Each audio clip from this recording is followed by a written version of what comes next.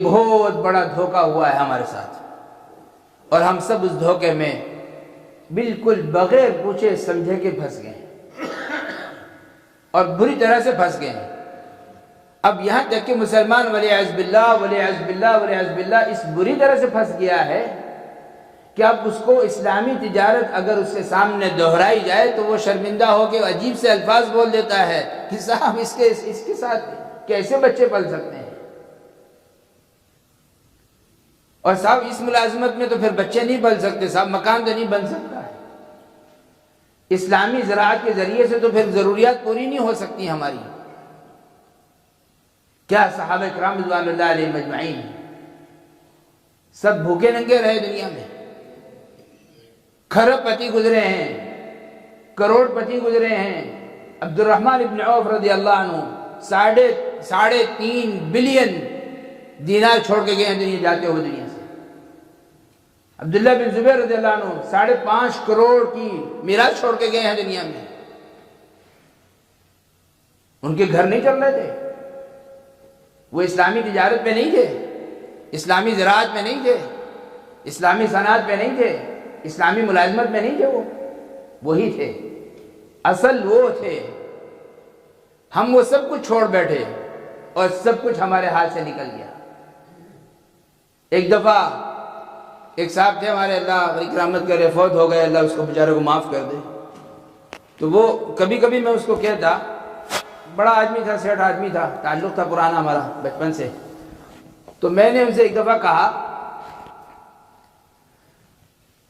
کہ بھائی صاحب بات سمجھ میں نہیں آ رہی کہ میں نے آپ کو کتنی دفعہ یہ بات دہرائی ہے کہ آپ اللہ تعالیٰ کے ساتھ اعلان جنگ کر کے چل رہے ہیں، اور بینک سے سود لے کے کاروبار کر رہے ہیں، اور سودی کاروبار چلا رہے ہیں، کب تک اللہ کے ساتھ جنگ لڑیں گے آپ؟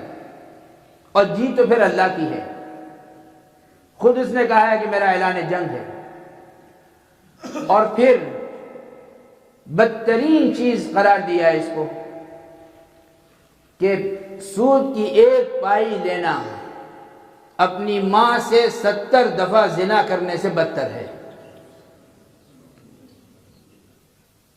70 دفعہ اپنی ماں سے کوئی زنا کر لے، 1 پائی سود لینے والا اس سے بھی بدتر ہے۔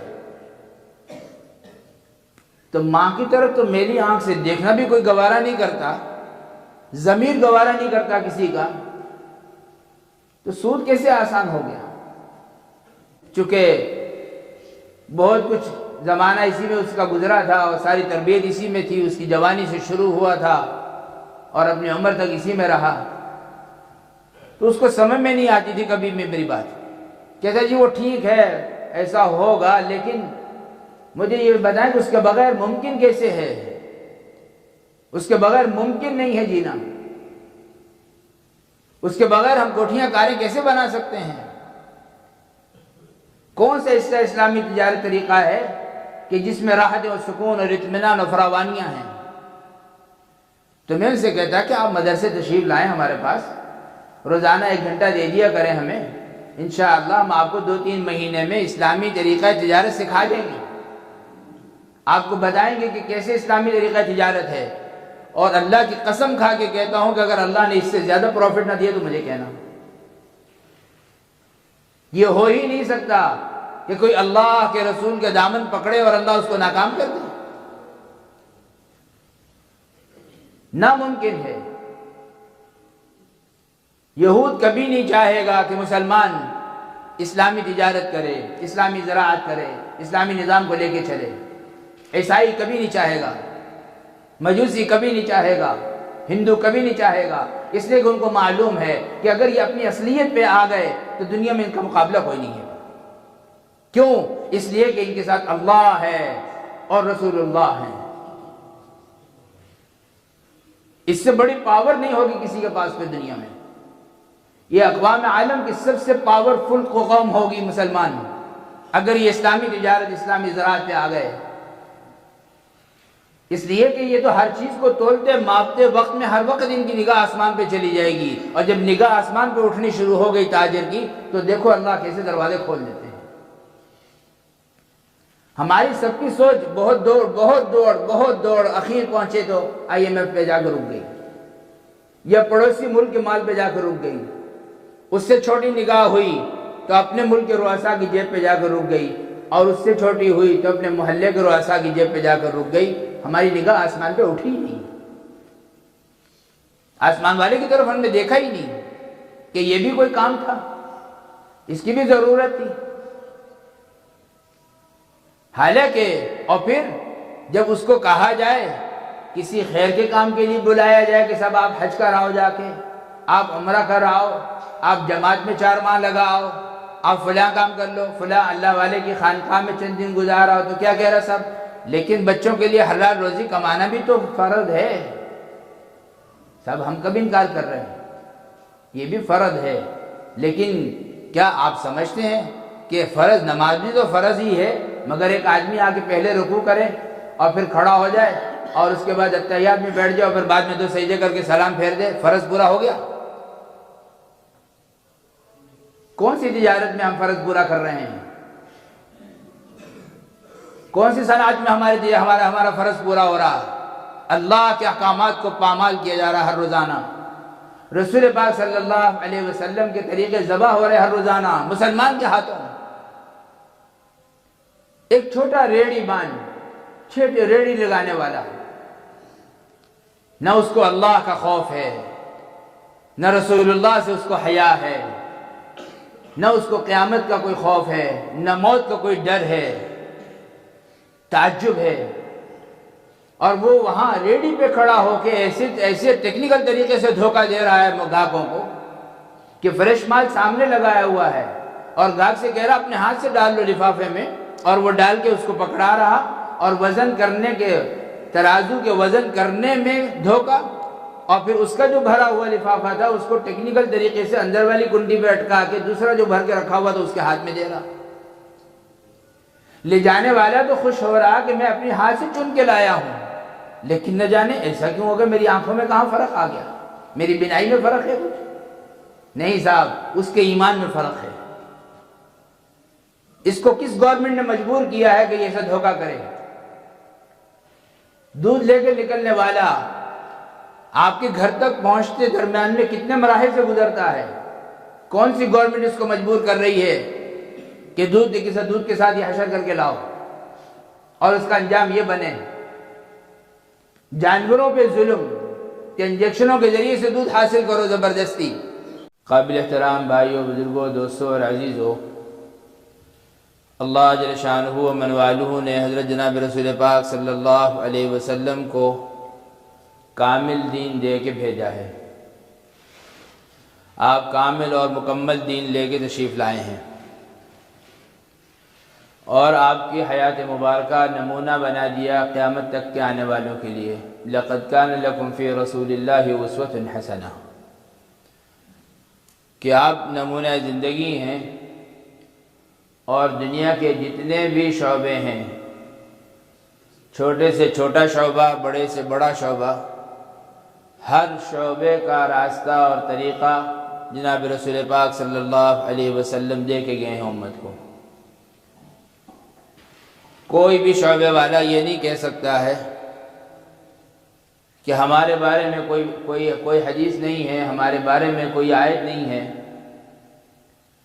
اور ہمارے بارے میں کوئی شرعی احکام نہیں ہے، یہ ہم تو اپنے ان اعمال کو اپنی منشا کے مطابق کر سکتے ہیں، ایسا کوئی دعویٰ نہیں ہے دنیا میں کہیں بھی۔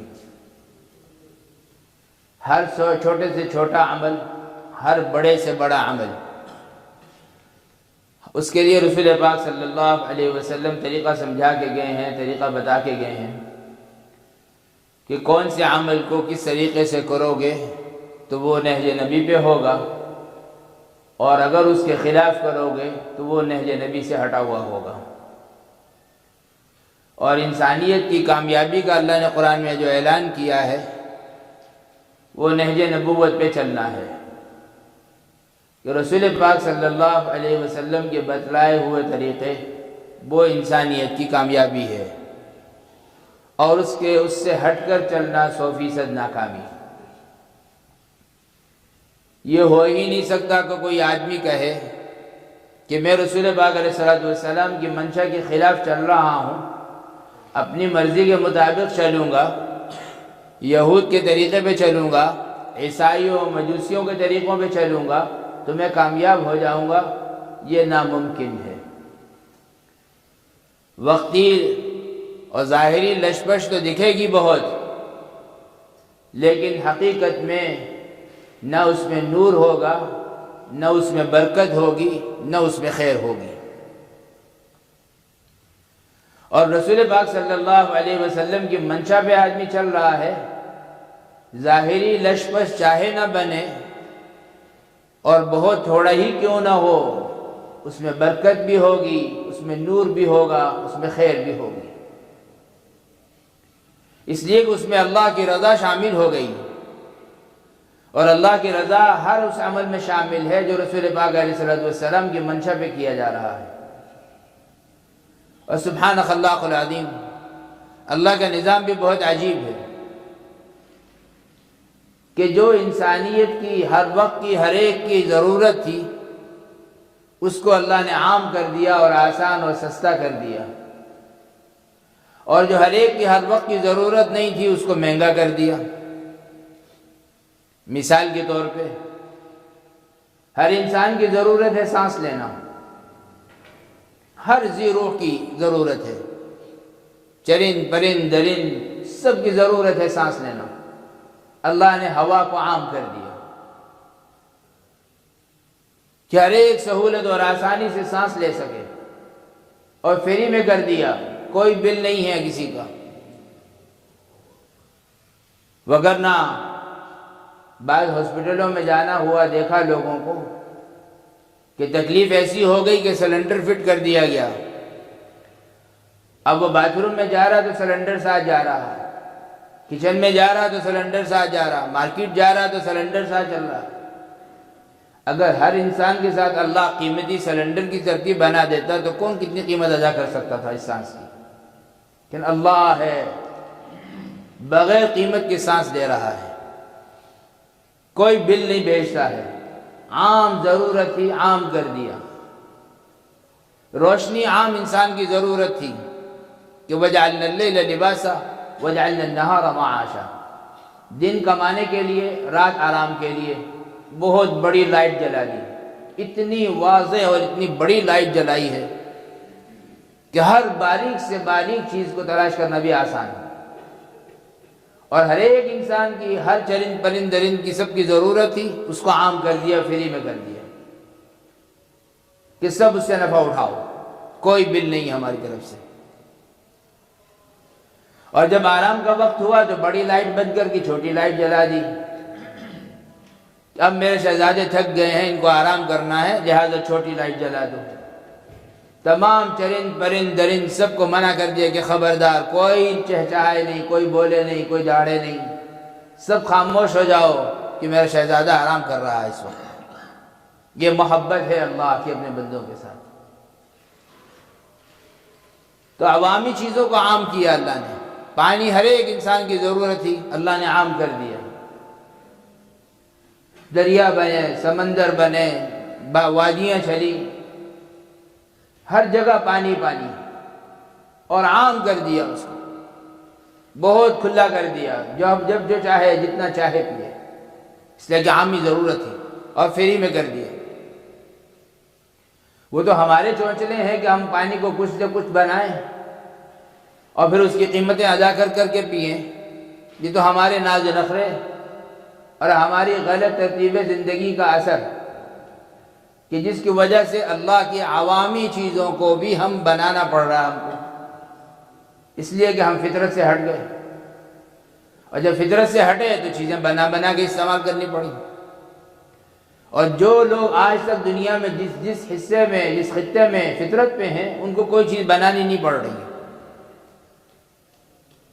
وہ بغیر بنائے کے سب پیتے ہیں، بغیر بنائے کے چلتے ہیں۔ تو جو چیز ہر ایک انسان کی ہر وقت کی ضرورت نہیں تھی اس کو مہنگا کر دیا۔ سونا زمین سے نکلا، ہر ایک کی ضرورت نہیں تھی، اس کو مہنگا کر دیا کہ اتنا مال دو اس کے عوض میں ملے گا۔ چاندی ہر ایک کی ضرورت نہیں تھی، عام ضرورت نہیں تھی، اس کو مہنگا کر دیا کہ اتنا مال دو تو اس کے عوض میں لے لو۔ ہیرا ہرے کی ضرورت نہیں تھی، بہت کم مقدار میں اس کو بہت مہنگا کر کے اور مہنگا کر کے نکال دیا کہ اتنی بڑی اماؤنٹ ادا کرو تو وہ لے لو، حاصل کر لو۔ بعین ہی پورا نظام اللہ نے ابھی ہم جو سامنے دیکھ رہے ہیں اس وقت میں ایسا ہی چلایا، اور اس کے مطابق ہم لوگ بھی ایسے ہی چل پڑے کہ جتنے بھی فنون کی لائن کے شعبے ہیں،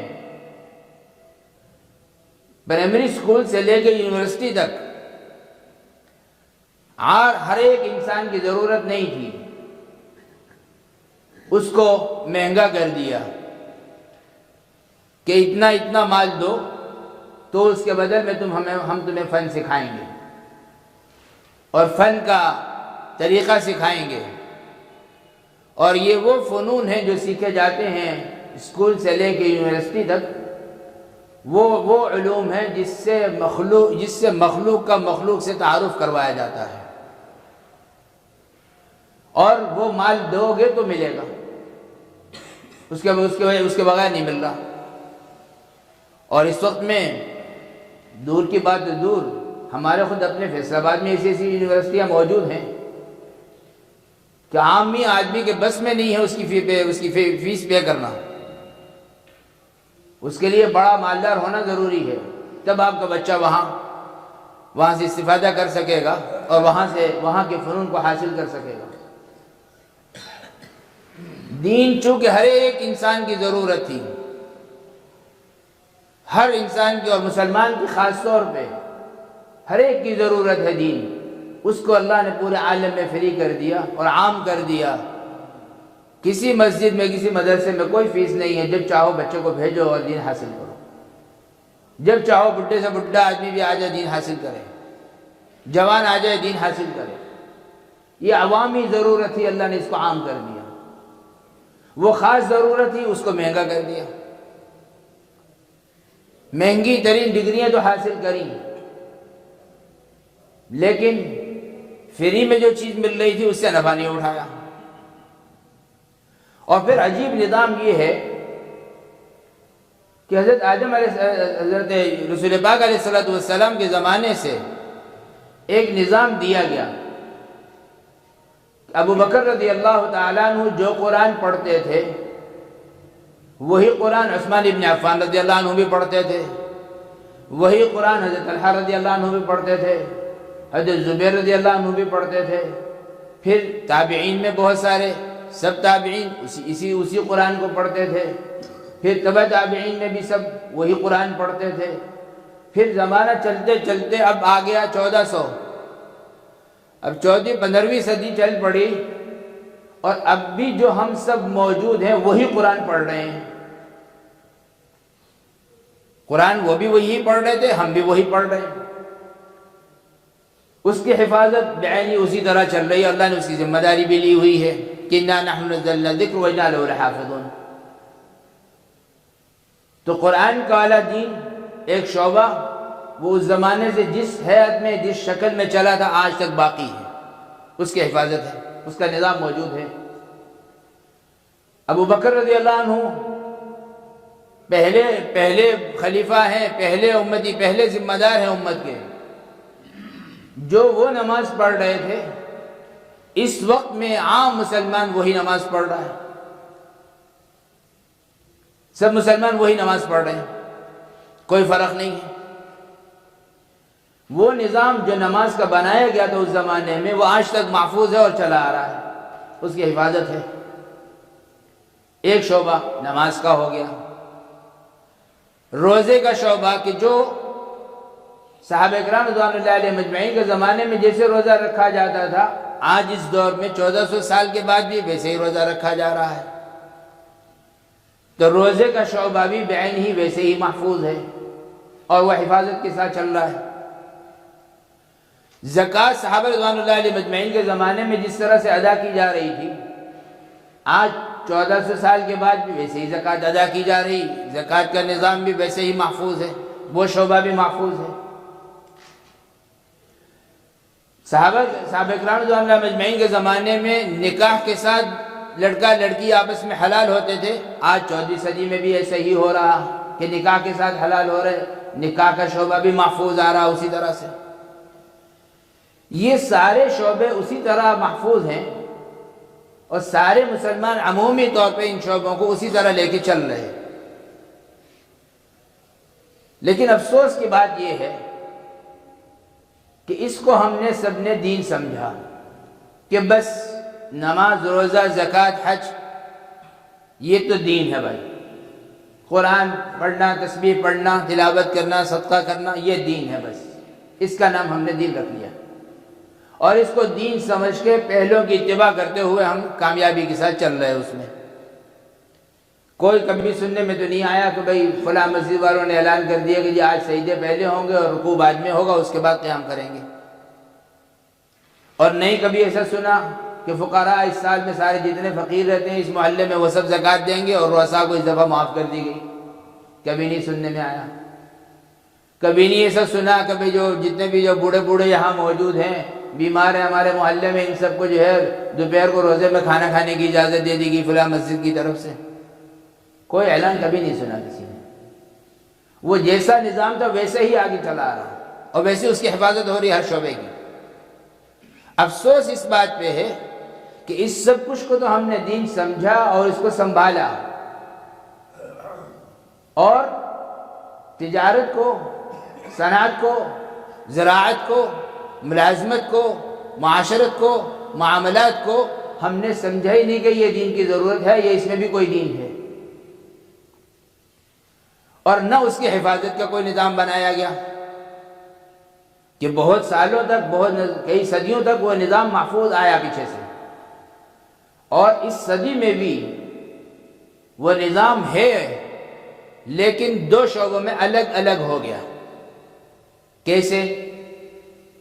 کہ دینی مدارس کے اندر معاملات، معاشرت، تجارت، صنعت، زراعت، تمام شعبے، ان تمام شعبوں کو بڑے اہتمام کے ساتھ کتابوں میں لکھا ہوا پڑھایا جا رہا اور اس پر لاکھوں کتابیں لکھی جا چکی اس وقت میں پورے عالم میں. لاکھوں کتابیں. اور بہت بڑا ایک ذخیرہ ہے جو پرانے لکھ کے چلے گئے تھے، آج تک وہ تباہی نہیں ہو سکی. ایسی لائبریریوں میں ایسی کتابیں پڑھی ہوئی ہیں. آپ فرانس کی لائبریری میں جا کے دیکھیے، ایسی کتب ملیں گی آپ کو جب تک تباہی نہیں ہو سکی آج تک. اور بہت قیمتی چیزیں ہیں اس میں. ترکی کے چلے جائیے، ترکی میں آپ کو بہت کچھ ملے گا. مصر کے اندر چلے جائیے، وہاں آپ کو بہت ملے گا. اتنے بڑے بڑے کتب خانے، اتنی بڑی بڑی لائبریریاں اور لاکھوں کے حساب سے کتابیں اس میں رکھی ہوئی ہیں، لکھی ہوئی. اور اس وقت کی محنت ہے ساری، تو وہ ساری اسی ترتیب کے ساتھ چلتی چلتی مدارس کی لائن میں رہی. اب مدارس میں یہ سب کچھ پڑھایا جا رہا ان لوگوں کو جو مارکیٹ میں نہیں آ جا رہے، مارکیٹ میں نہیں آ جا رہے، نہ وہ تجارت کر رہے، نہ صنعتی شعبے میں ہیں، نہ زراعت کے شعبے میں ہیں، نہ ملازمت کے شعبے میں ہیں، نہ وہ معاملات کے اندر پھنس رہے کہیں. سیدھی سادھی مختصر سی تنخواہ مل رہی، گزارا اسی میں اپنا ہو رہا. 6 بچے 8 بچے مری صاحب کے اور 6 گھنٹے سبق پڑھا رہے، نمازیں بھی پڑھانی ہے، ان کو جمعہ بھی پڑھانا ہے. اور سارا محلہ پوری کوشش، انتھک کوشش کے بعد جا کے ان کو 10,000 روپے تنخواہ بھی دے رہے کہ بہت بڑا کمال ہے ہمارا. اور اللہ نے اس کے اس 10,000 میں ایسی برکت رکھی ہے کہ اس کا پڑوسی 10 لاکھ کما رہا ہے ماہانہ. وہ بے چین اور کرب میں ہے اور یہ سکون اور اطمینان میں ہے.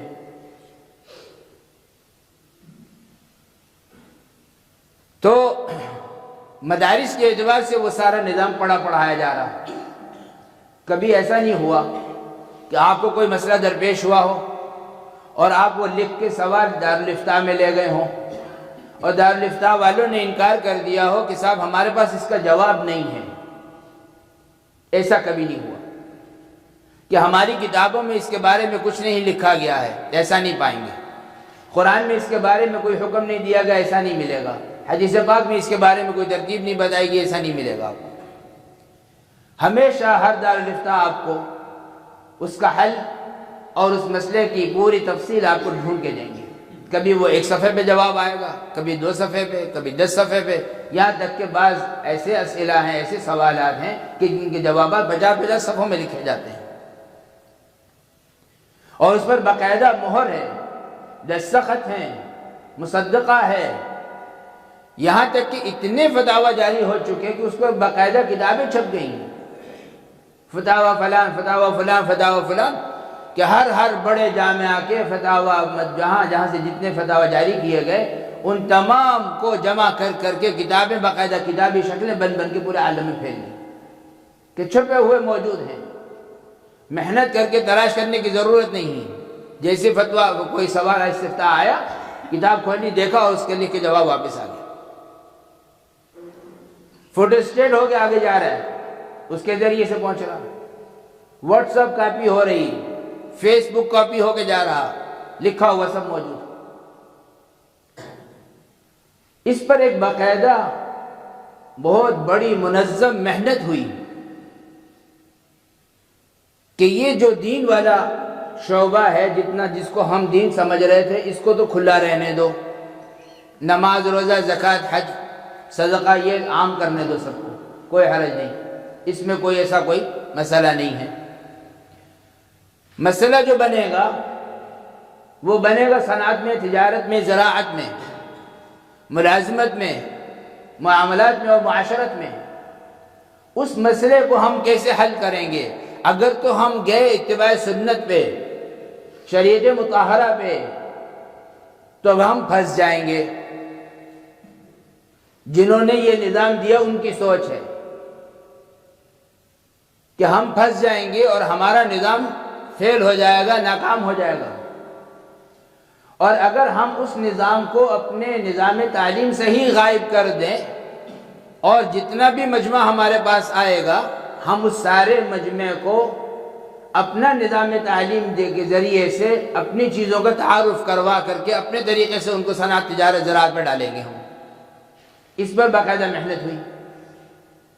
اور یہ جتنے بڑی عمر کے حضرات یہاں موجود ہیں اس مجلس میں، جنہوں نے پرانے زمانے میں میٹرک کیے، ان کو بہت اچھے سے یاد ہوگا، اور جو موجودہ زمانے میں میٹرک کر رہے ہیں ان کو بھی یاد ہے کہ پوری پڑھائی کے درمیان میٹرک تک اسلامیات کی لائن سے جو کتابیں دی گئیں ہمارے اسکول میں، کالج میں، یونیورسٹیوں میں، اس کا سائز کیا ہے اور اس میں عنوانات کیا ہیں؟ کیا صرف کلمے کا تعارف، صرف انبیاء کے قصص، صرف صحابہ کے قصص، اس کے علاوہ کسی چیز کی ضرورت ہی نہیں محسوس ہوئی؟ اور پھر یہ تو تھا پیچھے سے پلان. اگلا پلان جو ہم نے بنایا کہ یار اسلامیات پڑھنے میں کیا ضروری ہے، اور میرا خیال ہے کہ جو پرانے لوگ بیٹھے ہیں یہ بھی گواہی دیں گے اور جو موجودہ پڑھ رہے ہیں یہ بھی گواہیاں دیں گے کہ پورے سال کی حاضری میں سائنس میں اور میتھ میں اور معاشرتی علوم میں اور فلان میں اور فلان میں ان کی حاضری سال میں کتنے دن ہے اور اسلامیات کے پیریڈ میں کتنے دن کی حاضری ہے، اور سب عینی گواہ ہیں سارے، اور سب اس مشاہدے سے گزرے ہوئے ہیں، گزر رہے ہیں، اور آئندہ بھی یہی لگ رہا کہ اسی گزریں گے. کتابوں کے سائز بہت چھوٹے اور پیریڈ غیر ضروری، نہ تو ٹیچر کی اس کو ضرورت کہ ٹیچر بھی کبھی آ گئے کبھی نہیں آئے، اور طلباء میں بھی بہت کھلا ہاتھ کہ اسلامیات کے ٹیچر میں یعنی اس کے جو پیریڈ ہے اس میں تو باہر جا کے اچھے سے چائے وائے پی کے آ سکتے ہیں اتنی دیر میں، اس لیے کہ آگے سائنس کا پیریڈ ہے، اور اس میں تو ہم جو ہے سموسے کھا کے واپس لوٹ سکتے ہیں، اس لیے کہ اس کے بعد ہمارا میتھ کا پیریڈ ہے.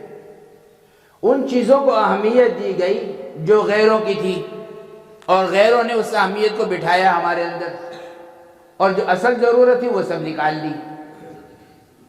اس کا نتیجہ کیا ہوا کہ مسلمان نماز پڑھے، روزہ رکھے، زکوٰۃ دے، حج کرے، صدقہ دے، تسبیح پڑھے، تلاوت کرے، لیکن تجارت غیروں کے طریقے پہ کرے. صنعت غیروں کے طریقے پہ کرے. نمازی بھی ہے اور سود بھی کھاتا ہے. نمازی بھی ہے، ملازمت کرتا ہے اور رشوت بھی کھاتا ہے. حاجی بھی ہے اور رشوت بھی کھاتا ہے. حاجی بھی ہے اور اس کے بعد معاملات کا بہت برا ہے. نمازی ہے 5 وقت کا، صف اول کا نمازی ہے، معاملات کا بہت گندا ہے. معاملات کا غلط ہے بالکل. 5 وقت کا نمازی ہے، دکاندار ہے، لیکن غلط ماپتا ہے، غلط تولتا ہے، سودا غلط طریقے سے بیچتا ہے، حرام حلال کی تمیز کیے بغیر بیچ رہا ہے. کیوں؟ اس لیے کہ ہم نے دین، اس حصے کو دین سمجھا اور اس حصے کو بغیر دین کے چلایا ہم نے، اور ہم سے چلوایا گیا. اس پر باقاعدہ محنت ہوئی اور اب چلا. اب نتیجہ یہی ہو رہا کہ پورے عالم میں ایک فساد کی کیفیت ہے. مسلمان ملکوں میں اس کے فساد کی کیفیت بن گئی. مسلمان تاجر ہے، مسلمان صنعت کار ہے، مسلمان زراعت والا ہے، مسلمان ملازمت والا ہے، مسلمان تجارت والا ہے، ہر شعبے میں مسلمان موجود ہے، لیکن کوئی بھی اپنے شعبے میں مطمئن نہیں ہے. نہ اس میں نور ہے، نہ اس میں برکت ہے، نہ اس میں خیر نظر آ رہی ہے. الا ماشاء اللہ، لاکھوں میں چند، لاکھوں میں چند کہ وہ اپنے اعمال میں پورا ہو. جس نے دین سیکھا، جس نے اپنے شعبے کا دین سیکھا، وہ تو مطمئن ہو گیا. اب میں آپ حضرات سے ایک سوال اور پوچھتا ہوں کہ باہر سے اگر کوئی مہمان آ جائے ہمارے پاس، فارنر مہمان آئیں غیر مسلم، اور وہ آ کے کہیں کہ مسلمانوں کی نماز کیسی ہے، تو آپ ان کا ہاتھ پکڑیں گے اور مسجد میں لا کے کھڑا کر دیں گے، یہ دیکھیے سب نماز پڑھ رہے ہیں. کیوں بھائی؟ آسان ہے یا نہیں؟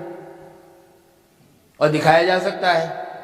کسی بھی مسجد میں لے جاؤ، ضروری نہیں کہ یہی لانا اسی مسجد میں، چھوٹی سے چھوٹی مسجد میں بھی لے جاؤ، وہاں ایسی نماز ہو رہی ہوگی. جامع مسجد میں لے جاؤ گے، وہاں بھی ایسی ہو رہی ہوگی. وہ آنے والا سمجھ جائے گا کہ ہاں یہ مسلمان کی نماز ہے.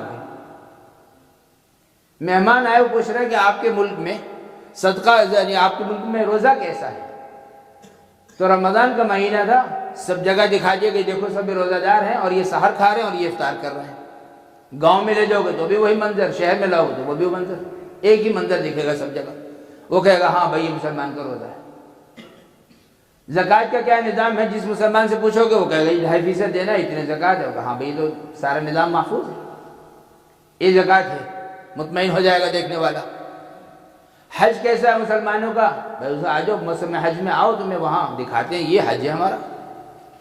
اور سارا ہر غریب امیر، کالا گورا، عجمی عربی، سب ایک ہی ڈیزائن میں، ایک ہی شکل میں حج کر رہے ہیں، اور ہر سال میں ایک جیسا ہو رہا. مطمئن ہو گیا کہ ہاں بھائی یہ مسلمان کا حج ہے. اب اگر یہی والا قافلہ جو آیا تھا آپ کے پاس، آپ کی باقی چیزیں انہوں نے دیکھ لی، اب وہ آپ سے پوچھ رہے ہیں صاحب آپ کی مسلمان کی تجارت کیسی ہے، کون سی مارکیٹ میں لے کے جائیں گے آپ اس کو؟ کیا ہمارے پاس ایسی مارکیٹ ہے کہ ہم غیر مسلم کو دکھا سکیں کہ صاحب یہ ہماری مارکیٹ ہے اور یہ اسلامی مارکیٹ ہے، اس میں رسول پاک صلی اللہ علیہ وسلم کی منشا کے مطابق اس تجارت ہو رہی ہے؟ اگر وہ پوچھتا ہے کہ مسلمان ملازمت کیسی ہے، آپ کے پاس کوئی ایسا دفتر ہے کہ جس میں آپ اسلامی ملازمت دکھا سکیں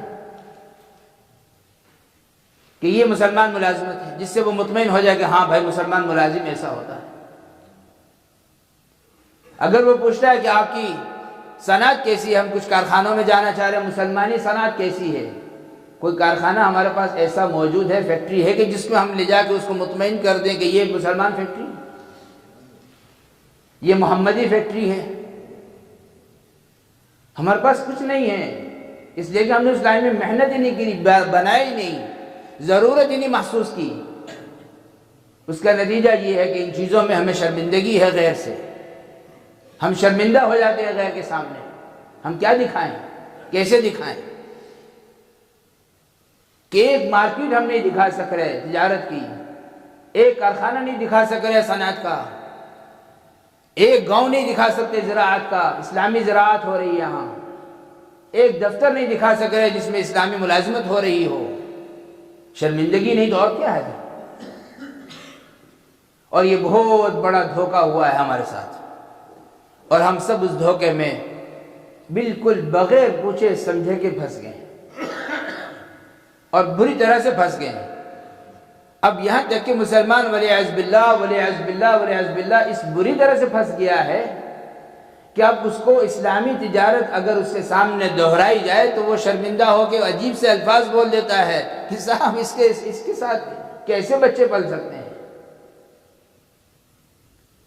اور صاحب اس ملازمت میں تو پھر بچے نہیں پل سکتے، صاحب مکان تو نہیں بن سکتا ہے، اسلامی زراعت کے ذریعے سے تو پھر ضروریات پوری نہیں ہو سکتی ہماری۔ کیا صحابہ کرام رضوان اللہ علیہ مجمعین سب بھوکے ننگے رہے دنیا میں، کھرب پتی گزرے ہیں، کروڑ پتی گزرے ہیں۔ عبد الرحمن ابن عوف رضی اللہ عنہ 3.5 بلین دینار چھوڑ کے گئے ہیں دنیا جاتے ہوئے دنیا سے۔ عبداللہ بن زبیر رضی اللہ عنہ 5.5 کروڑ کی میراث چھوڑ کے گئے ہیں دنیا میں۔ ان کے گھر نہیں چل رہے تھے، وہ اسلامی تجارت میں نہیں تھے، اسلامی زراعت میں نہیں تھے، اسلامی صنعت میں نہیں تھے، اسلامی ملازمت میں نہیں تھے، وہی تھے، اصل وہ تھے۔ ہم وہ سب کچھ چھوڑ بیٹھے اور سب کچھ ہمارے ہاتھ سے نکل گیا۔ ایک دفعہ ایک صاحب تھے ہمارے، اللہ غریق رحمت کرے، فوت ہو گئے، اللہ اس کو بیچارے کو معاف کر دے، تو وہ کبھی کبھی میں اس کو کہتا، بڑا آدمی تھا، سیٹھ آدمی تھا، تعلق تھا پرانا ہمارا بچپن سے، تو میں نے ان سے ایک دفعہ کہا کہ بھائی صاحب بات سمجھ میں نہیں آ رہی کہ میں نے آپ کو کتنی دفعہ یہ بات دہرائی ہے کہ آپ اللہ تعالیٰ کے ساتھ اعلان جنگ کر کے چل رہے ہیں اور بینک سے سود لے کے کاروبار کر رہے ہیں اور سودی کاروبار چلا رہے ہیں، کب تک اللہ کے ساتھ جنگ لڑیں گے آپ؟ اور جیت تو پھر اللہ کی ہے، خود اس نے کہا ہے کہ میرا اعلان جنگ ہے، اور پھر بدترین چیز قرار دیا ہے اس کو کہ سود کی 1 پائی لینا اپنی ماں سے 70 دفعہ زنا کرنے سے بدتر ہے۔ 70 دفعہ اپنی ماں سے کوئی زنا کر لے، 1 پائی سود لینے والا اس سے بھی بدتر ہے۔ تو ماں کی طرف تو میری آنکھ سے دیکھنا بھی کوئی گوارا نہیں کرتا، ضمیر گوارا نہیں کرتا کسی کا، تو سود کیسے آسان ہو گیا؟ چونکہ بہت کچھ زمانہ اسی میں اس کا گزرا تھا اور ساری تربیت اسی میں تھی، اس کی جوانی سے شروع ہوا تھا اور اپنی عمر تک اسی میں رہا، تو اس کو سمجھ میں نہیں آتی تھی کبھی میری بات، کہتا جی وہ ٹھیک ہے ایسا ہوگا، لیکن مجھے یہ بتائیں کہ اس کے بغیر ممکن کیسے ہے؟ اس کے بغیر ممکن نہیں ہے جینا، اس کے بغیر ہم کوٹھیاں کاریں کیسے بنا سکتے ہیں؟ کون سا ایسا اسلامی تجارت طریقہ ہے کہ جس میں راحت و سکون اور اطمینان و فراوانیاں ہیں؟ تو میں ان سے کہتا کہ آپ مدرسے تشریف لائیں ہمارے پاس، روزانہ 1 گھنٹہ دے دیا کریں ہمیں، انشاءاللہ ہم آپ کو 2-3 مہینے میں اسلامی طریقہ تجارت سکھا دیں گے، آپ کو بتائیں گے کہ کیسے اسلامی طریقہ تجارت ہے، اور اللہ کی قسم کھا کے کہتا ہوں کہ اگر اللہ نے اس سے زیادہ پروفٹ نہ دیا تو مجھے کہنا، یہ ہو ہی نہیں سکتا کہ کوئی اللہ کے رسول کے دامن پکڑے اور اللہ اس کو ناکام کر دے، ناممکن ہے۔ یہود کبھی نہیں چاہے گا کہ مسلمان اسلامی تجارت کرے، اسلامی زراعت کرے، اسلامی نظام کو لے کے چلے، عیسائی کبھی نہیں چاہے گا، مجوسی کبھی نہیں چاہے گا، ہندو کبھی نہیں چاہے گا، اس لیے کہ ان کو معلوم ہے کہ اگر یہ اپنی اصلیت پہ آ گئے تو دنیا میں ان کا مقابلہ کوئی نہیں ہے۔ کیوں؟ اس لیے کہ ان کے ساتھ اللہ ہے اور رسول اللہ ہے، اس سے بڑی پاور نہیں ہوگی کسی کے پاس پھر دنیا میں۔ یہ اقوام عالم کی سب سے پاورفل قوم ہوگی مسلمان، اگر یہ اسلامی تجارت، اسلامی زراعت پہ آ گئے، اس لیے کہ یہ تو ہر چیز کو تولتے ماپتے وقت میں ہر وقت ان کی نگاہ آسمان پہ چلی جائے گی، اور جب نگاہ آسمان پہ اٹھنی شروع ہو گئی تاجر کی تو دیکھو اللہ کیسے دروازے کھول دیتے ہیں۔ ہماری سب کی سوچ بہت دوڑ، اخیر پہنچے تو IMF پہ جا کر رک گئی، یا پڑوسی ملک کے مال پہ جا کر رک گئی، اس سے چھوٹی نگاہ ہوئی تو اپنے ملک کے رؤساء کی جیب پہ جا کر رک گئی، اور اس سے چھوٹی ہوئی تو اپنے محلے کے رؤساء کی جیب پہ جا کر رک گئی، ہماری نگاہ آسمان پہ اٹھی ہی نہیں، آسمان والے کی طرف ہم نے دیکھا ہی نہیں کہ یہ بھی کوئی کام تھا، اس کی بھی ضرورت تھی۔ حالانکہ اور پھر جب اس کو کہا جائے کسی خیر کے کام کے لیے بلایا جائے کہ صاحب آپ حج کر آؤ، جا کے آپ عمرہ کر آؤ، آپ جماعت میں 4 ماہ لگاؤ، آپ فلاں کام کر لو، فلاں اللہ والے کی خانقاہ میں چند دن گزار آؤ، تو کیا کہہ رہا صاحب لیکن بچوں کے لیے حلال روزی کمانا بھی تو فرض ہے۔ صاحب ہم کب انکار کر رہے ہیں، یہ بھی فرض ہے، لیکن کیا آپ سمجھتے ہیں کہ فرض نماز بھی تو فرض ہی ہے، مگر ایک آدمی آ کے پہلے رکوع کرے اور پھر کھڑا ہو جائے اور اس کے بعد اتحیات میں بیٹھ جائے اور پھر بعد میں 2 سجدے کر کے سلام پھیر دے، فرض پورا ہو گیا؟ کون سی تجارت میں ہم فرض پورا کر رہے ہیں؟ کون سی صنعت میں ہمارا فرض پورا ہو رہا؟ اللہ کے احکامات کو پامال کیا جا رہا ہر روزانہ، رسول پاک صلی اللہ علیہ وسلم کے طریقے ذبح ہو رہے ہر روزانہ مسلمان کے ہاتھوں۔ ایک چھوٹا ریڑی بان، چھوٹے ریڑی لگانے والا، نہ اس کو اللہ کا خوف ہے، نہ رسول اللہ سے اس کو حیا ہے، نہ اس کو قیامت کا کوئی خوف ہے، نہ موت کا کوئی ڈر ہے، تعجب ہے۔ اور وہ وہاں ریڑی پہ کھڑا ہو کے ایسے ٹیکنیکل طریقے سے دھوکہ دے رہا ہے گاہکوں کو کہ فریش مال سامنے لگایا ہوا ہے اور گاہک سے کہہ رہا اپنے ہاتھ سے ڈال لو لفافے میں، اور وہ ڈال کے اس کو پکڑا رہا، اور وزن کرنے کے ترازو کے وزن کرنے میں دھوکہ، اور پھر اس کا جو بھرا ہوا لفافہ تھا اس کو ٹیکنیکل طریقے سے اندر والی کنڈی پہ اٹکا کے دوسرا جو بھر کے رکھا ہوا تھا اس کے ہاتھ میں دے رہا۔ لے جانے والا تو خوش ہو رہا کہ میں اپنی ہاتھ سے چن کے لایا ہوں، لیکن نہ جانے ایسا کیوں ہوگا، میری آنکھوں میں کہاں فرق آ گیا، میری بینائی میں فرق ہے کچھ نہیں صاحب، اس کے ایمان میں فرق ہے۔ اس کو کس گورنمنٹ نے مجبور کیا ہے کہ یہ ایسا دھوکہ کرے؟ دودھ لے کے نکلنے والا آپ کے گھر تک پہنچتے درمیان میں کتنے مراحل سے گزرتا ہے؟ کون سی گورنمنٹ اس کو مجبور کر رہی ہے کہ دودھ کے ساتھ یہ حشر کر کے لاؤ اور اس کا انجام یہ بنے؟ جانوروں پہ ظلم کہ انجیکشنوں کے ذریعے سے دودھ حاصل کرو زبردستی، پھر اس میں سے کریم کھینچو، پھر اس میں پانی ڈالو، پھر اس کو گاڑھا کرنے کے لیے اس میں فلاں چیز ڈالو، اور پھر جا کے آپ کو دودھ بیچ کے آ جائے۔ یہ سب کیا ہے کہ چھوٹی چھوٹی سے چھوٹی تجارتوں کے اندر بھی ہم ظلم پہ ظلم ڈھا رہے ہیں، اور کیا ظالم کے ساتھ اللہ کی مدد ہوتی ہے؟ اور یہاں بیٹھ کے ہم تہجد میں رو رہے ہیں اللہ کے سامنے کہ یا اللہ تو میری مدد کر دے، یا اللہ تو میری مدد کر دے۔ کس چیز میں مدد کرے؟ تیری حرام کاری میں مدد کرے؟ حرام چیزوں میں ہم اللہ سے مدد مانگ رہے ہیں؟ یہ تو ایسے ہی ہے کہ اللہ میری کتیاں سونے والی ہے، اللہ تو اس کو میں برکت دے دے۔ کیسی رہے گی دعا؟ کیسی دعا ہوگی؟ تعجب ہوا، میں وہاں مدینہ منورہ میں بیٹھے ہم نے خبریں سنی کہ یہاں بعض لوگوں نے کتے بیچنے شروع کر دیے اور بعض نے گدھے بیچنے شروع کر دیے۔ اب کتا اور گدھا جو بکا اور مارکیٹ میں چلا، لوگوں نے اس کو گوشت کھایا، اور گوشت کھانے کے بعد اس کی جب خبر چلی تو طبیعت میں گرانی آئی اور قحطی کی شکل بن گئی، اور افسوس ہو رہا کہ اس کو قحطی کر دیتا تو اچھا تھا۔ اور اس پر باقاعدہ ایکشن ہونے شروع ہو گئے، باقاعدہ میڈیا پورا کھل گیا، ہر چھوٹا بڑا کالا گورا سب بول پڑے اس کے خلاف۔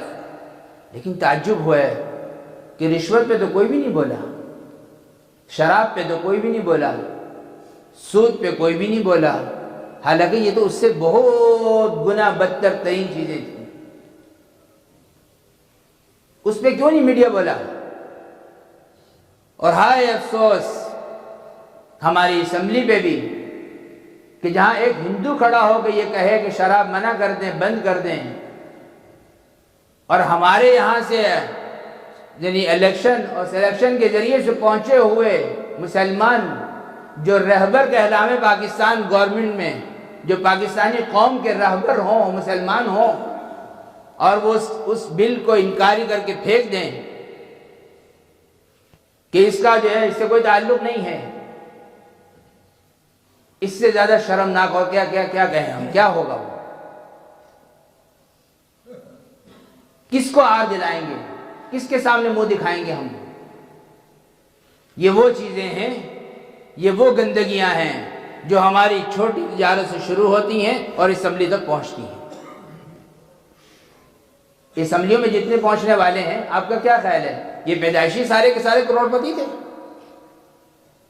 انہی ریڈیو سے اٹھ کے گئے ہیں، انہی گلی محلوں سے اٹھ کے گئے ہیں، انہی جنرل اسٹوروں سے اٹھ کے گئے ہیں، انہی سائیکلوں کی اور موٹر سائیکلوں کی دکانوں سے اٹھ کے گئے ہیں یہ لوگ، اور یہیں سے انہوں نے حرام کاری سیکھی تھی، اور پہنچتے اسمبلی میں پہنچ کے اس وقت میں وہ اس اعلیٰ درجے کے حرام کاری تک پہنچ چکے ہیں کہ جس کو آپ کچھ کہہ بھی نہیں سکتے۔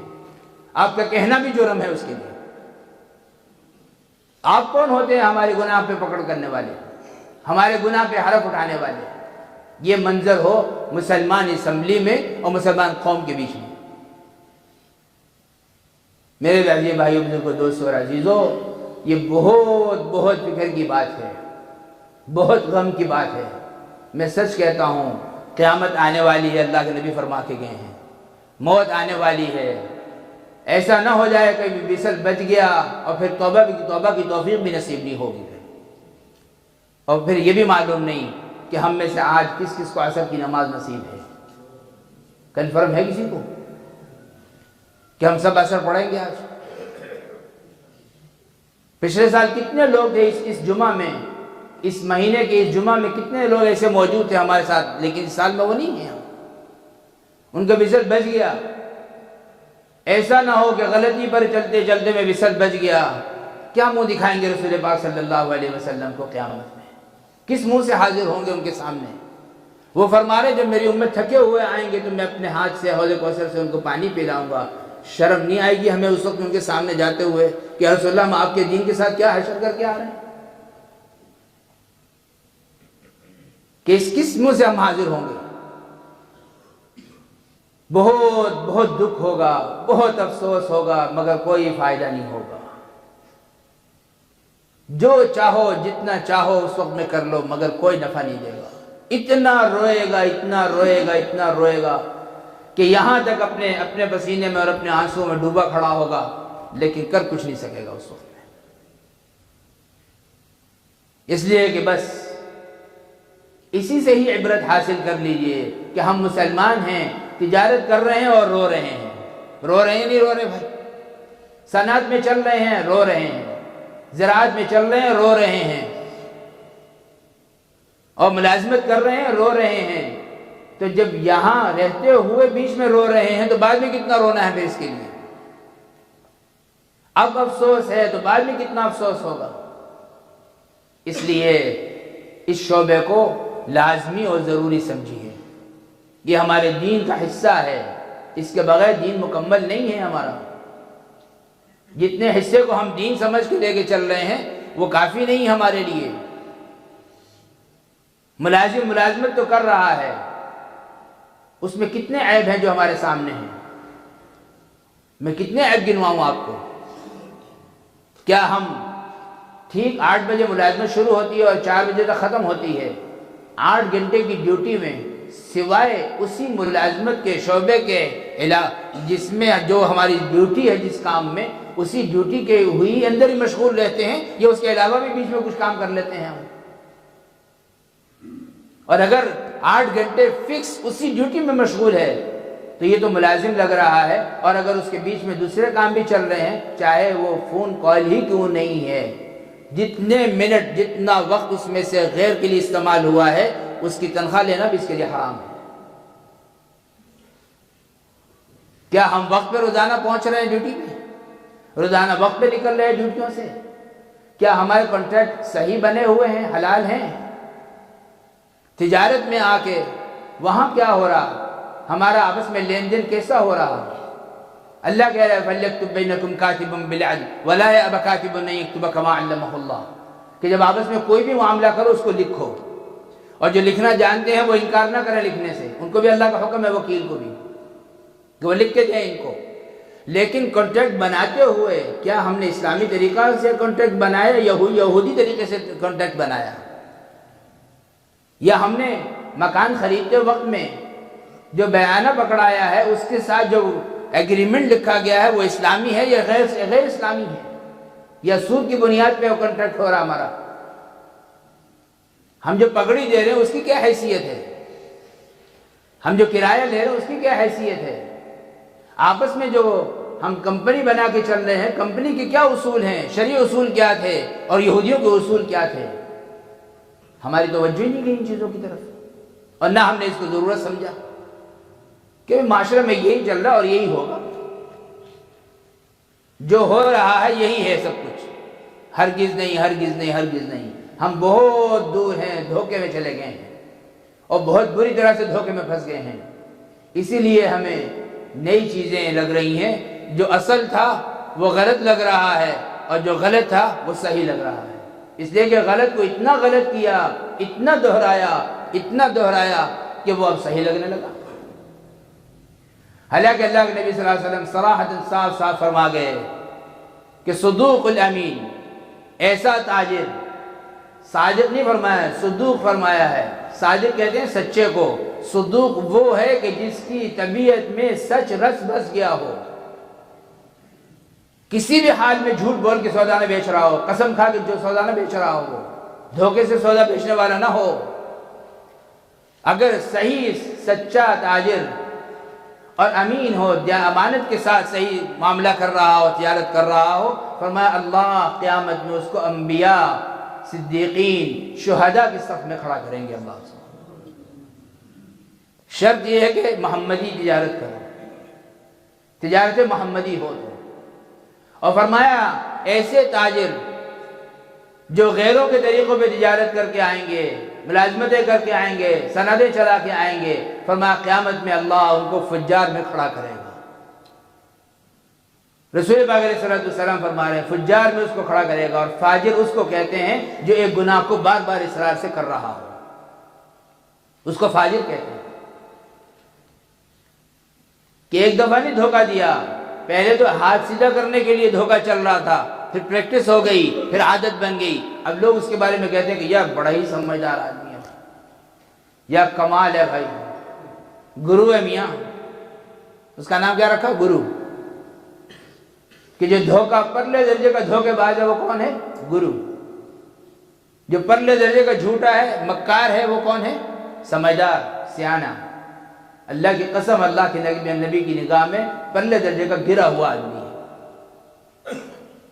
اسی لیے تو اللہ نے کہا ہے کہ اولئک کالانعام بل ہم اضل، کہ جب انسان مسلمان جب گرتا ہے نا، جب یہ گرتا ہے تو پھر جانوروں تک نہیں پہنچتا، جانور نہیں بنتا ہے، جانوروں سے بھی کئی گنا درجہ بدتر جا کے بنتا ہے۔ اس کو جانوروں سے بدتر کہا ہے قرآن میں اللہ نے، کہ جب گرنے پہ آتا ہے تو بہت دور جا کے گرتا ہے۔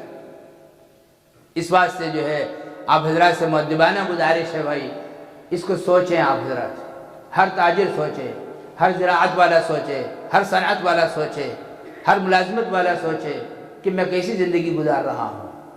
ایسا تو نہیں کہ میری یہ تجارت، ملازمت، میری زراعت، میری صنعت میری حرام روزی کے آنے کا ذریعہ بن رہے ہیں، اور میرے بچے میری حرام روزی پر پل رہے ہیں، میں اپنے بچوں کو حرام پہ پال رہا ہوں۔ یہ تو ایسے ہی ہے جیسے کتے کھانے والا معاملہ، کہ وہ تو مشکل لگ رہا تھا لیکن ادھر سے ٹیکنیکل طریقے سے کرنے میں وہ صحیح لگ رہا۔ تو ہمارے بچے جب حرام پہ پلیں گے اور حرام غذائیں کھائیں گے، جب ان کے پیٹوں میں جائیں گی، کیا فرمایا؟ ایک لقمہ حرام کا اگر پیٹ میں چلا گیا 40 دن تک اللہ کے ہاں کوئی عبادت قبول نہیں ہے اس کی۔ کہاں زندگی گزار رہے ہیں ہم؟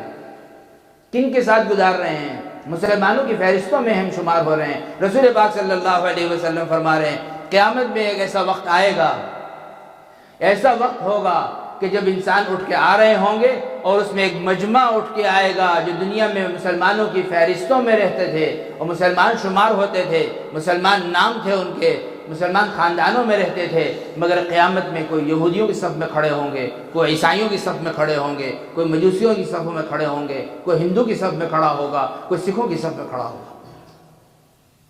کیوں؟ اس لیے کہ ان کو پسند کیا تھا، دنیا میں ان کے نظام کو پسند کیا تھا، ان کی ترتیب زندگی کو پسند کیا تھا، ان کی معاشرت کو پسند کیا تھا۔ شادی بیاہ کا موقع آ جائے، کیوں بھائی؟ ہم اتباع سنت پہ شادی کر رہے ہیں، ہماری شادیاں سنت کے مطابق ہیں، محمدی شادیاں ہیں۔ اگر یاد دلا دو کہ بھائی یہ تو سنت نہیں ہے، اجی میاں جی وہیں رہو مسجد میں، انشاءاللہ شادی کے بعد بات کریں گے اس موضوع میں۔ بول کے تو دکھائے ابا۔ والدہ حج کر کے آ گئی، کچھ اللہ نے سوجھ بوجھ دے دی، تبلیغ میں وقت لگا کے آ گئی، اللہ نے سوجھ بوجھ دے دی۔ بیٹے کی شادی آئی کہ نہیں اماں ہم تو ایسی کریں گے۔ بیٹا دیکھو اللہ کے نبی ناراض ہو جائیں گے، اماں ہم توبہ کر لیں گے، راضی کر لیں گے، تم چپ رہو بس۔ چرنگی میں رکھ کے اس کا حج ذبح ہو گیا، چرنگی میں رکھ کے اس کا جماعت میں وقت لگایا، وہ ذبح کر دیا بیٹے نے۔ کیوں؟ اس لیے کہ تربیت غلط ہوئی ہے، خوراک اندر غلط گئی ہے۔ اگر پاکیزہ خوراک جا رہی ہوتی تو کبھی بھی ماں کے سامنے لفظ نہ بولتا، پاکیزہ خوراک اندر ہوتی تو باپ کے سامنے شرم سے آنکھ نہ اٹھاتا ہو۔ یہ بے حیائی پیدا ہوتی ہے ہمیشہ حرام کھانے سے، یاد رکھنا۔ بے حیائی کا تعلق حرام سے ہے، حیا کا تعلق ایمان سے ہے۔ جو حلال خور ہوگا کبھی بھی اس کے سامنے کوئی خیر کا کلمہ بول دو، شرم سے اس کی آنکھ جھک جائے گی۔ اور جس کا مزاج حرام کھانے کا ہوگا اس کے سامنے جیسی چاہو کہہ دو، کوئی پرواہ نہیں ہے اس کو، اور بلکہ اور اسے اضافہ کر دے گا، اس کے آپ کی بات کے اندر مزید ایک دو باتیں کہہ کے اضافہ کر دے گا کہ نہیں صاحب ایسا بھی تو ہے، اس لیے کہ اس کو جرأت ہو چکی ہے۔ اور اللہ کے نبی فرمائے صاف بات ہے، اذا لم تستحی فاصنع ما شئت، جب تیرے میں حیا ختم ہوگی میں جو چاہے کر، آزاد ہو۔ تو غیر اس وقت میں پورے عالم کے اندر پھنسے ہوئے ہیں اپنی ترتیبوں کے چلنے کی وجہ سے۔ اللہ کا واسطہ ہے کہ مسلمان اگر توبہ کر لیں اور آج بھی توبہ کر کے واپس لوٹ آئیں تو اللہ رحمت کے دروازے کھول دے گا اور کامیابیاں اور کامرانیاں مقدر کر دے گا انشاءاللہ۔ سب مسلمان پورے عالم کے اندر مومن دکھیں گے، محمدی دکھیں گے، اور محمدی تجارت دکھا سکیں گے آپ۔ کوئی باہر سے آ جائے گا کہ یہ ہمارے بازار ہے، محمدی تجارت ہو رہی ہے، آؤ ہمارے کارخانے میں یہ محمدی کارخانہ ہے، آؤ ہمارے صنعت میں آؤ، آؤ ہماری زراعت کے اندر آؤ، ہمیں تمہیں ایسے گاؤں دکھائیں گے جہاں محمدی زراعت ہو رہی ہے، کہ کوئی اس میں جو ہے کچا پھل کا سودا نہیں کر رہا، کوئی اس میں غلط سودے نہیں ہو رہے ہیں، کوئی جو ہے بغیر بیجے کے سودا نہیں کر رہا، یہ سب سودے شریعت کے مطابق ہو رہے ہیں، اور شریعت کے مطابق یہاں سب کچھ بجائی ہو رہی ہے۔ ہم ملازمتوں کے دفتر دکھا سکیں کہ یہ وہ دفتر ہے جہاں 100% شریعت کے مطابق کام ہوتا ہے، یہاں کوئی راشی نہیں رہتا، یہاں کوئی بھی بے سودی نہیں رہتا، یہاں کوئی بھی غلط کام والا نہیں ہے، یہاں کوئی بھی وقت ضائع کرنے والا نہیں ہے، اور وقت کے اندر بددیانتی کرنے والا کوئی یہاں اس آفس میں نہیں ہے۔ اگر مسلمان توبہ پہ آ جائیں، اور توبہ کا راستہ بہت آسان ہے، سچ اللہ ارحم الراحمین ہے، بہت کریم ذات ہے۔ 2 آنسو بہا دو اس کے سامنے، ذرا شرم سے سر جھکا دو اس کے سامنے۔ اللہ کیا کہہ رہا ہے؟ فاتقوا اللہ ما استطعتم، جتنا شرم کر سکتے ہو اتنی تو کرو اللہ سے۔ خود اللہ کہہ رہا ہے۔ تقوی کا معنی کیا ہے؟ اللہ سے حیا آنا، شرم آنا غلط کرتے ہوئے۔ کہہ رہا ہے فاتقوا اللہ ما استطعتم، جتنا کر سکتے ہو اتنی تو اللہ سے شرم کر لو، اتنی تو اللہ سے حیا کر لو۔ ٹھیک ہے کیا کریں جی، ہم مسجد میں تو توبہ کر کے نکلتے ہیں، باہر نکلتے ہی پھر ایسا ماحول دیکھتے ہیں، پھر گناہ میں مبتلا ہے، تو نکل گیا تو گناہ ہو گیا، پھر توبہ کر لیں۔ چلتے چلتے راستے میں ضروری تو نہیں تھا کہ مسجد میں آ کے ہی توبہ کرنی ہے تم کو، راستے میں چلتے ہوئے اللہ کے سامنے سر جھکا دیا، اللہ غلط ہو گیا معاف کر دے، اللہ اب نہیں کروں گا۔ ہم استغفار کرتے ہیں، توبہ نہیں کرتے۔ ایک فرق یہ بھی بتا دوں آخر عرض کروں کہ استغفار کرتے ہیں، توبہ نہیں کرتے ہم لوگ۔ استغفار کا معنی کیا؟ غلطی ہو یا اللہ معاف کر دے، ارحم الراحمین، جا میرا بندہ معاف، یا اللہ غلطی ہو گئی معاف کر دے، معاف، یا اللہ فلاں غلطی ہو گئی معاف، ایک لمحے سے پہلے معاف کرتا ہے وہ، ارحم الراحمین ہے وہ ارحم الراحمین ہے۔ اتنا بڑا کرم ہے کہ اس نے ہمیں ہماری بغیر پوچھ کے ہمیں مسلمان بنایا ہے، اس نے ہماری کسی خواہش کے بغیر ہمیں مسلمان پیدا کیا ہے۔ آپ کا کیا خیال ہے کہ ہمارے گناہ اتنے بڑھ جائیں گے کہ اس کی رحمیت جو ہے چھوٹی پڑ جائے گی؟ وہ ارحم الراحمین، اس کا نام ہے استغفار۔ توبہ کیا ہے کہ غلطی ہوئی، اے اللہ غلطی ہو گئی، پکا وعدہ کر رہا ہوں آپ کے آج کے بعد دوبارہ نہیں ہوگی کبھی بھی، اس کا نام توبہ ہے۔ ہم توبہ نہیں کرتے ہیں، لیلا مجنوں کے بہت قصے سنے ہوں گے آپ لوگوں نے. یہ مدینہ منورہ سے 550 کلومیٹر دور بریدہ ایک جگہ کا نام ہے. وہاں پہ بریدہ سے 15 کلومیٹر اندر جائیں تو وہاں ان کا گاؤں ہے. وہاں سے اس زمانے میں اس کا باپ سفر کروا کے مکہ مکرمہ لایا اور لا کے اس کو کھڑا کیا بیت اللہ کا پردہ پکڑا کے کہ یہاں کھڑا ہو کے توبہ کر بیٹھے، بہت ہو گئی، بہت گند ہو گیا. کیا کہہ رہا؟ یا رب تبت عن کل المعاصی ولکن حب لیلا لا اتوب. اللہ ہر چیز سے توبہ کرتا ہوں لیکن لیلا کی محبت سے توبہ نہیں کروں گا. آج ہمارے حاجی ہمارے پاس آتے ہیں، عمرے والے ہمارے پاس آتے ہیں، بیت اللہ کا پردہ پکڑ کے رو رہے ہوتے ہیں، چلا رہے ہوتے ہیں، یا اللہ ہر چیز سے توبہ ہے لیکن داڑھی مڈانے سے توبہ نہیں کروں گا. اللہ ہر چیز سے توبہ ہے، جھوٹ بولنے سے توبہ نہیں کروں گا. ہر چیز سے توبہ ہے، غیبت سے توبہ نہیں کروں گا. ہر چیز سے توبہ ہے، سود سے توبہ نہیں کروں گا. ہر چیز سے توبہ ہے، دھوکے سے توبہ نہیں کروں گا. کس لیے گئے تھے بابا؟ بیت اللہ کے ساتھ چپڑنے کے لیے اس لیے گئے تھے؟ جہاں مسجد میں آگے تہجد پڑھ رہا، گھر میں اللہ نے تہجد کی توفیق نصیب فرما دی، اس کے سامنے ہاتھ جوڑ کے بیٹھا ہے، یا اللہ سب کچھ معاف کر دے لیکن میں دھوکہ نہیں چھوڑ سکتا. کیسی توبہ؟ ہم توبہ کے لیے تیار نہیں ہیں. اگر مومن توبہ کے لیے تیار ہو جائے، اللہ کی قسم توبہ پر تو اللہ رحمت کے سب دروازے کھول دیتا ہے. مومن کی توبہ کوئی معمولی توبہ ہے کہ موسیٰ علیہ السلام قوم کو لے کے نکلے، آواز بتائی، ڈائریکٹ لائن تھی، ہاٹ لائن پہ بات ہوتی تھی. یہ اللہ معجزہ تھا موسیٰ علیہ السلام کا، اور ہاٹ لائن پہ بات ہوئی. میں تمہارے یہاں ایک مجرم بیٹھا ہوا ہے بدبخت، اس کا جرم اتنا بڑا ہے کہ اس کی وجہ سے سارے مجمع کی آپ کی دعا روکی جا رہی فی الحال. فوراً اعلان کیا، وے بدبخت اٹھ یہاں سے نکل، تیری وجہ سے ہماری دعا قبول روکی جا رہی ہے اس وقت میں. کون ہے وہ؟ اٹھے یہاں سے، کھڑا ہو جائے، نکل جائے. اور دائیں بائیں دیکھ رہے ہیں، ابھی تو کوئی بھی نہیں ہلا. اتنے موسلا دھار بارش شروع. سبحان اللہ. فوراً سر اٹھائے، اللہ ابھی تو آپ ایسا فرما رہے تھے اور ابھی بارش شروع، یہ کیا؟ فرمایا موسیٰ چھوڑو، میرا اور میرے بندے کا معاملہ ہے. وہ بندہ بھی بڑا عجیب تھا، وہیں بیٹھے بیٹھے سر جھکا کے کہہ رہا ہے، اللہ تیری عزت کی قسم، میری عزت کا معاملہ ہے، مجھے معاف کر دے. 2 بول بولے ہیں، زمین و آسمان کا نظام بدل دیا ہے پورا. کیسے ہو سکتا ہے کہ مومن توبہ کرے اور آسمان کا اور زمین کا نظام نہ بدلے؟ اللہ نے وعدہ کر رکھا ہے، اللہ کے نبی نے وعدے کر رکھے ہیں. جو اس واسطے سے بھائی مادبانہ گزارش آپ حضرات سے کہ جیسے ماشاءاللہ بہت شہروں میں الحمدللہ اس وقت میں نظام چل گیا، اللہ کا کرم ہے کہ اب یعنی وہ 2 ماہ کے 3 ماہ کے کورس چل پڑے ہیں. روزانہ 1 گھنٹہ 1.5 گھنٹہ کی صرف مجلس، 24 گھنٹوں میں سے 1 گھنٹہ صرف. تاجر حضرات کے لیے الگ پورا نظام ہے الحمدللہ، زراعت والوں کے لیے الگ پورا نظام ہے الحمدللہ، اور ملازمت والوں کے لیے الگ پورا نظام ہے الحمدللہ، صنعت والوں کے لیے الگ ہے. سب الگ الگ نظام موجود ہے الحمدللہ. اور اللہ کا کرم ہے مدارس میں ہمارے پاس مساجد میں علماء بھرے پڑے ہیں الحمدللہ، وہ وافر مقدار میں ہمارے پاس الحمدللہ. بس یہ ہے کہ آپ اگر نیت کر لیں کہ انشاءاللہ ان مجلسوں میں ہم شرکت کریں گے اور ہم سیکھیں گے اپنے شعبے کو. ملازمت والے حضرات اپنا نام اور ایڈریس بتا کے جائیں، ان کے لیے ہم الگ ترتیب بنا دیں گے انشاءاللہ، اسی مسجد میں بنا دیں گے. اور تجارت والوں کا الگ نظام، ان کی الگ ترتیب بن جائے گی، ان کے لیے ان کے راستے کی ترتیب، ان کے اصول کہ وہ ان کی تجارت محمدی بن جائے. اور سبحان اللہ، میرا بعض شہروں میں جانا ہوا اور پچھلے سال جب میں آیا تھا اس وقت بھی گیا بعض جگہوں پہ.